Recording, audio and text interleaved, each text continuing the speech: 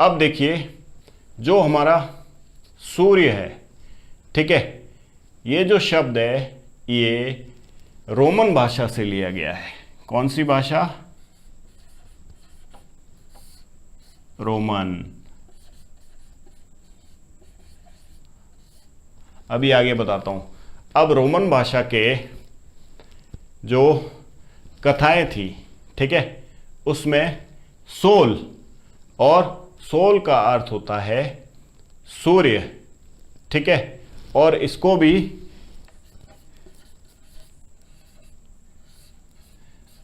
भी रोमन कहानियों में इसको क्या माना गया था? देवता माना गया था। ठीक है, समझ में आ गया? चलो अब हम आगे बढ़ते हैं। चलो सूर्य, अब ये देखिए जो हमारा सूर्य है ये सौर मंडल के केंद्र में है, यानी सौर मंडल के बिल्कुल बीचों बीच क्या है? सूर्य है। ठीक है, और सूर्य से जो ये बहुत बड़ा है, सूर्य से गर्म गैसें निकलती रहती है, ठीक है, और इसकी जो गुरुत्वाकर्षण शक्ति है सूर्य की, वह सारे ग्रहों को अपनी कक्षाओं में बांध कर रखती है। वह ग्रहों को सूर्य से दूर जाने से रोकती है। ठीक है, तो सूर्य क्या है, कैसा है? सौर मंडल के केंद्र में। ये कैसा है? बहुत बड़ा भी है। ठीक है, बहुत बड़ा है। अब आगे बढ़ते हैं। और बड़ा होने के कारण, ठीक है, इसकी जो गुरुत्वाकर्षण शक्ति है या ग्रेविटेशनल पुल है वो बहुत अधिक है। और इसी शक्ति के कारण, ठीक है, कौन सी शक्ति? जो गुरुत्वाकर्षण शक्ति है, इसी के कारण ये सारे ग्रहों को बांध कर रखता है। मतलब ग्रहों को अपने से दूर, जहां है अपनी कक्षाओं में वहीं रखता है, इनको दूर भागने नहीं देता है। और कौन से बल के आधार पर? गुरुत्वाकर्षण बल, या आप कह सकते हैं ग्रेविटेशनल फोर्स। ठीक है, तो अब आगे बढ़ते हैं। अब क्या है, जो प्रकाश तथा ऊष्मा, ठीक है, सूर्य से निकलती है, सूर्य से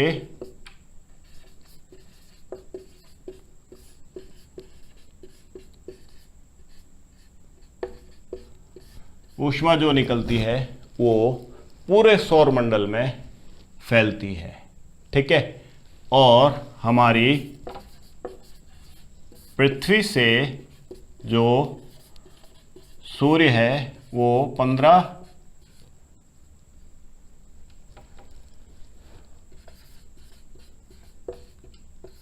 करोड़ किलोमीटर, कितना दूर है? 15 करोड़ किलोमीटर दूर है। ठीक है, ये तो था सूर्य के विषय में। हाँ, एक और चीज मैं लिखना भूल गया। सूर्य किससे बना हुआ है?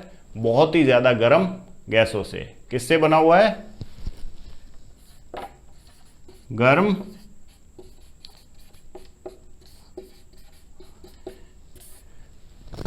अच्छा, अब हम आगे बढ़ते हैं और मैं आपको बताता हूं कि ग्रह जो है, सूर्य के विषय में हम जान गए, चंद्रमा के विषय में हम जान गए, और ग्रहों के विषय में भी थोड़ा बहुत जान गए हैं, लेकिन और अब विस्तार से जानेंगे हमारे सौर मंडल में जो ग्रह है उनके बारे में। ठीक है, थोड़ा थोड़ा जानेंगे।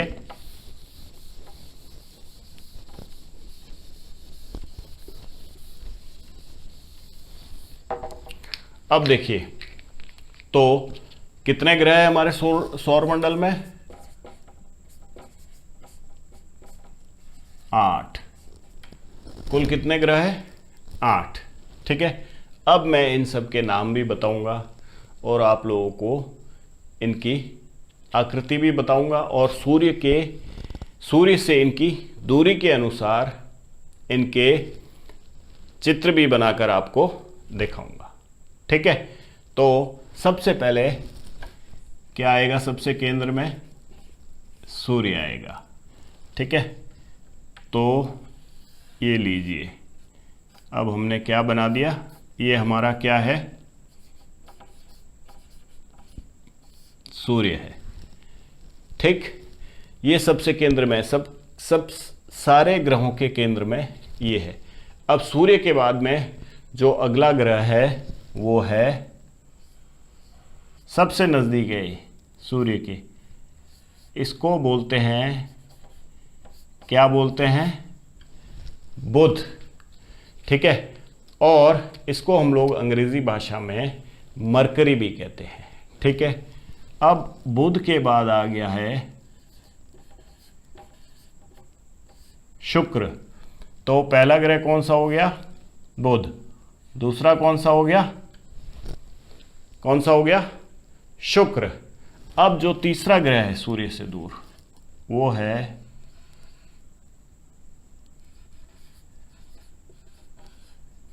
पृथ्वी। ठीक है। और पृथ्वी के बाद जो चौथा ग्रह है वो है मंगल।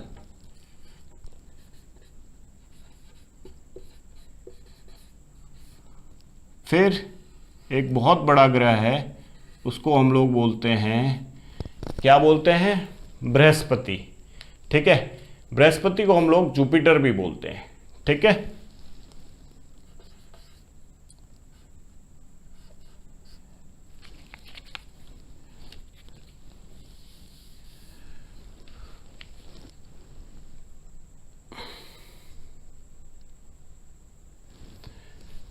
तो मंगल के बाद जो अगला ग्रह है पांचवा, और वो बहुत ही बड़ा ग्रह है, उसको हम लोग क्या बोलते हैं,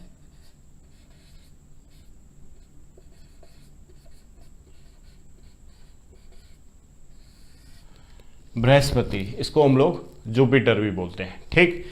तो पांच ग्रह मैंने बताया। अब मैं आप लोगों को छठा ग्रह बताऊंगा। छठा ग्रह है ये रहा। ये ग्रह है जो, इसमें एक खासियत है, इसके चारों तरफ ऐसे है। ठीक है। और इसका नाम है बच्चों शनि। ठीक है। अब शनि के बाद एक और ग्रह आता है, उसका नाम है, इसका नाम है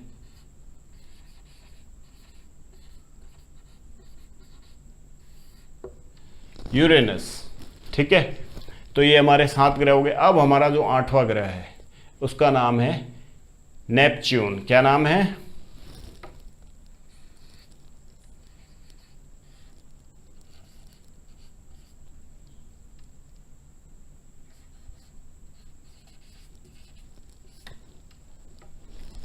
क्या नाम है, नेपच्यून। ठीक है। ये हमारे 8 ग्रह हो गए। ठीक। अब जैसे कि मैंने आप लोगों को बताया, अब ये पृथ्वी है, तो ये पृथ्वी का चंद्रमा भी हो गया। ये पृथ्वी के चारों ओर चक्कर मारता है। ठीक है। और ये सारे ग्रह किसके चारों ओर मारते हैं चक्कर, ये सूर्य के चारों ओर मारते हैं। ठीक है। अब देखिए,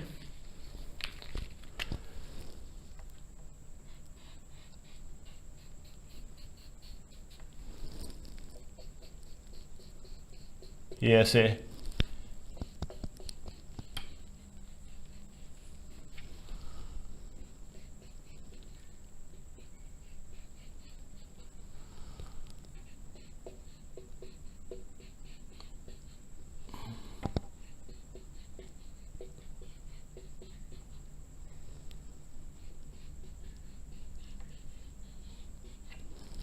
ठीक है। तो अब ये ऐसे सूरज के चारों ओर चक्कर मारते हैं। जब ये एक चक्कर मारते हैं, देखिए मैं एक और चीज़ आप लोगों को बताता हूँ कि जैसे ये पूरा एक चक्कर मार देता है कोई भी ग्रह, वो 1 वर्ष हो जाता है, ठीक है, 1 वर्ष। अब पृथ्वी को ऐसे चक्कर मारने में कितना टाइम लगता है? 365 1/4 दिन लगते हैं एक चक्कर मारने में सूरज के चारों ओर, ठीक है। अब पृथ्वी सूर्य के चारों ओर तो चक्कर मारती है, लेकिन ऐसे, ठीक है, अपने स्थान पर भी ऐसे ऐसे ऐसे ऐसे ये गोल गोल घूमती है। सारे ग्रह गोल गोल घूमते हैं अपने स्थान पर। तो पृथ्वी को अपने स्थान पर घूमने में, एक बार घूमने में 24 घंटे लगते हैं, या 24 घंटे लगते हैं। 24 घंटे में ये पृथ्वी ऐसे एक बार घूमती है, और इसको हम लोग क्या बोलते हैं? दिन बोलते हैं, ठीक है। तो एक दिन में एक बार पृथ्वी ऐसे घूम जाती है, और सूर्य का पूरा चक्कर कितने दिनों में काटती है? 365 1/4। तो ये हमारा सौर मंडल का एक चित्र मैंने बताया। अब सौर मंडल में एक और चीज मैं आप लोगों को बताता हूं। ये जो हिस्सा है, यहां मंगल है और यहां पे बृहस्पति है। इन दोनों के बीच में ये जो मैं काला काला लगा रहा हूं, ठीक है, बहुत बड़ी बड़ी चट्टानों के टुकड़े हैं, ठीक है, बहुत बड़े बड़े विशाल चट्टानों के टुकड़े हैं। अब वैज्ञानिक ये कहते हैं कि ये जो चट्टानों के टुकड़े हैं, ये या तो पूर्व में कोई ग्रह रहा होगा जो फूट गया, या जिसमें विस्फोट हो गया, या फिर ये दूसरे ग्रहों के टुकड़े हैं, ठीक है। तो ये ऐसे ऐसे ये बड़े बड़े पत्थर, ये भी सूर्य के चारों ओर चक्र मारते हैं, और इन टुकड़ों को, ये जो पत्थर के टुकड़े हैं मंगल और बृहस्पति के बीच में, ठीक है, इनको हम लोग एक नाम देते हैं, और वो क्या नाम है? क्षुद्र ग्रह। तो पहले ये आया था ना, पहले ये शब्द आया था क्षुद्र ग्रह, ठीक है। तो अब आप लोगों के समझ में आ गया होगा कि क्षुद्र ग्रह क्या है, ठीक है। ये बड़ी बड़ी चट्टानें हैं, और ये चट्टानें कहाँ पर स्थित है? मंगल और बृहस्पति के बीच में, ठीक है। तो ये हमारा सौर मंडल था। कितने ग्रह हैं? 8 ग्रह। पहले कितने ग्रह थे? 9 थे, लेकिन इसके नेपच्यून के बाद एक और ग्रह था, उसका नाम था प्लूटो। उसको हटा दिया गया है, उसको अब हम ग्रह नहीं मानते। अब क्यों नहीं मानते और कैसे हटाया गया, ये मैं आप लोगों को आगे बताऊंगा, ठीक है, जैसे जैसे हम लोग इस पाठ में आगे चर्चा करेंगे। अब हम आगे बढ़ते हैं और मैं इसको मिटाता हूं, ठीक है।